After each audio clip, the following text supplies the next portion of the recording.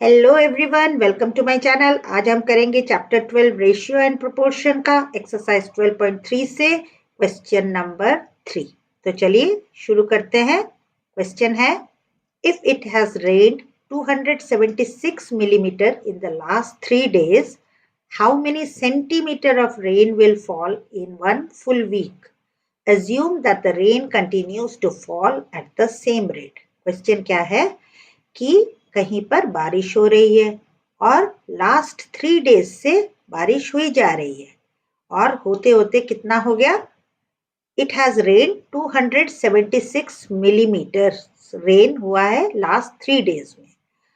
अब आपसे कहा जा रहा है कि how many centimetre of rain will fall in one full week. अगर इसी स्पीड से, इसी तरह से अगर बारिश होती रही तो आपसे पूछा जा रहा है कि बताइए कि एक फुल वीक में, वन फुल वीक मतलब 7 डेज में कितनी सेंटीमीटर्स रेनफॉल होंगी। सेंटीमीटर्स और यहाँ पे गिवन है मिलीमीटर। स्टूडेंट, आप लोग क्वेश्चन पढ़ते ही आप लोग इन चीजों का ध्यान पहले ही दे देंगे इसमें, ठीक है। तो अब हम कैसे करते हैं इन क्वेश्चंस को? तो हमारा तो एक तरीका है, मैम का तरीका क्या है कि हम टेबल बना लेते हैं। टेबल किन दो चीजों का बनाते हैं? जो जो चीजें गिवन है उनका हम टेबल बनाते हैं। तो टेबल बनाइए, क्या है? तो एक तो है डेज और दूसरा है रेनफॉल। कितना रेनफॉल हो रहा है, ओके। तो 3 डेज में कितना रेनफॉल हुआ है? वो हुआ है 276 मिलीमीटर, ओके।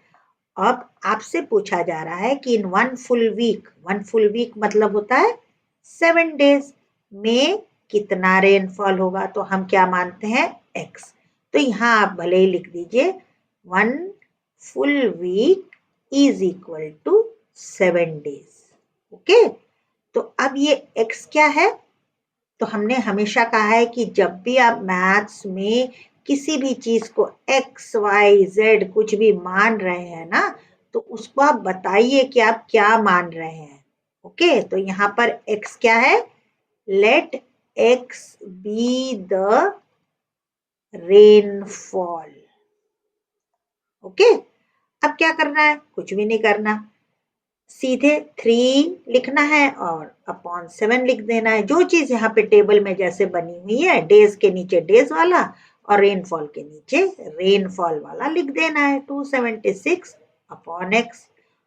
डेज में जो है उनको हमने फ्रैक्शन में लिख दिया, रेनफॉल में जो है उनको हमने फ्रैक्शन में लिख दिया, बीच में एक इक्वल टू का साइन बना दिया। अब क्या करना है? हमें तो एक्स की वैल्यू चाहिए ना।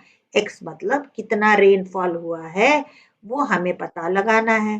तो इसके लिए मैंने क्या तरीका बताया है? Cross multiply. ये क्रॉस मल्टीप्लाई कर लीजिए। कैसे करते हैं? जो भी चीजें डिनोमिनेटर में होती हैं वो इक्वल टू के दूसरे साइड आके वो न्यूमरेटर में आ जाती है, मतलब डिवीजन वाली चीजें मल्टीप्लाई हो जाती हैं और मल्टीप्लाई वाली डिवीजन। तो यहाँ पे सिर्फ क्रॉस मल्टीप्लाई में नीचे वाली चीजें ऊपर आ जाएंगी। क्या आ रही हैं? 3 ऊपर है न्यूमरेटर में, तो हमने x को खींच के इधर कर दिया और यहाँ पे इक्वल टू का साइन तो अपनी जगह रहा, 276 भी अपनी ही जगह रहा, 7 को खींच के हमने इधर कर दिया, ओके। इतना हो गया अब आपसे। अब जरा देखिए इसके आगे हम कैसे करते हैं। क्या कर रहे हैं?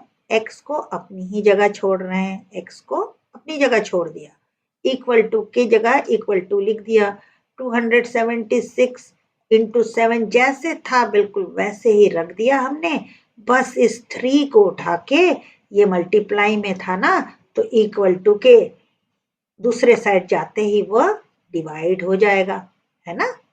अब तो निकालना इजी हो गया। अब सिर्फ x की वैल्यू निकालनी है। तो x इज इक्वल टू क्या हो जाएगा? अब आप स्टूडेंट देखिए, अब आप लोग जरा इंटेलिजेंटली, वाइजली मैथ्स करेंगे। ये नहीं कि इनको पहले ही मल्टीप्लाई करके बहुत बड़े नंबर को डिवाइड कर रहे हैं, नहीं। क्या करना है? 3 से आप देखिए 276 डिविजिबल है। कैसे मैंने पता लगा लिया कि 3 से डिविजिबल है? डिविजिबिलिटी रूल ऑफ 3 क्या है बच्चों?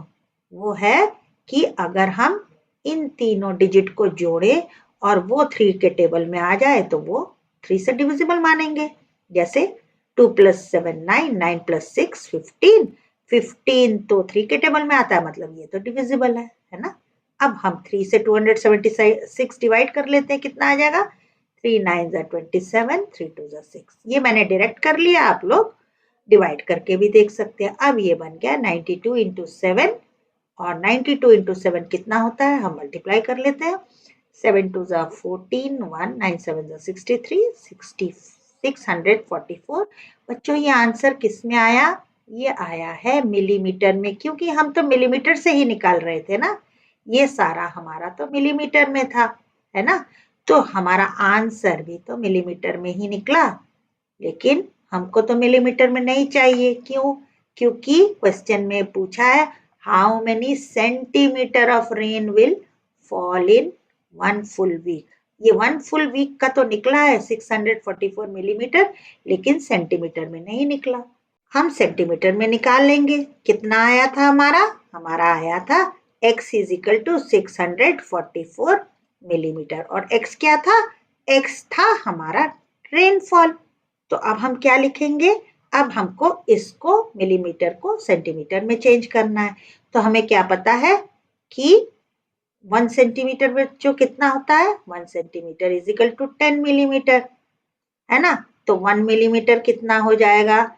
तो 1 मिलीमीटर हो जाएगा 1/10 सेंटीमीटर। ये सब हमने डेसिमल्स वाले क्वेश्चन में किया है ना।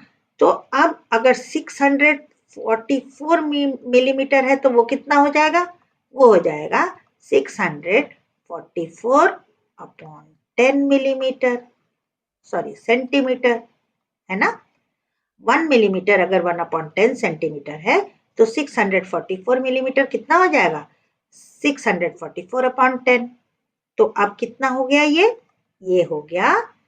क्या करते हैं, मैंने क्या कहा है, डेसिमल वाला भी आप लोग वीडियोस देखिएगा, कैसे मैंने बताया। कुछ नहीं करना है, जो भी न्यूमरेटर में गिवन है बस उसको वैसे ही लिख लीजिए। लिख लिया हमने, सेंटीमीटर भी लिख लिया। अब जो डिनोमिनेटर में 1 के बाद जितने जीरो हैं उतने ही डिजिट, 1 के बाद कितने जीरो है? यहाँ पर 1 जीरो है, तो उतने ही डिजिट पीछे से छोड़ के हमें डेसिमल पॉइंट लगा देना है। तो हमारा आंसर कितना आ गया?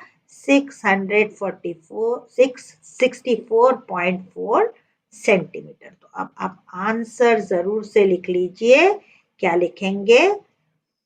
How many centimetre of rain will fall in 1 full week? तो आप लिखेंगे 64.4 centimetre rain will fall in 1 full week. ये पूरा आपको आंसर इस तरह से ही दिखाना पड़ेगा।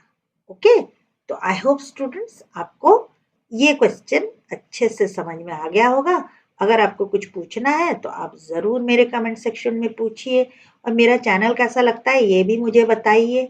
और मेरे चैनल को सब्सक्राइब नहीं किया है तो चैनल को सब्सक्राइब कर लीजिए, लाइक कीजिए। और नेक्स्ट क्वेश्चन के लिए, इजी सॉल्यूशंस के लिए देखते रहिए मैम का चैनल। तब तक के लिए गुड बाय स्टूडेंट्स।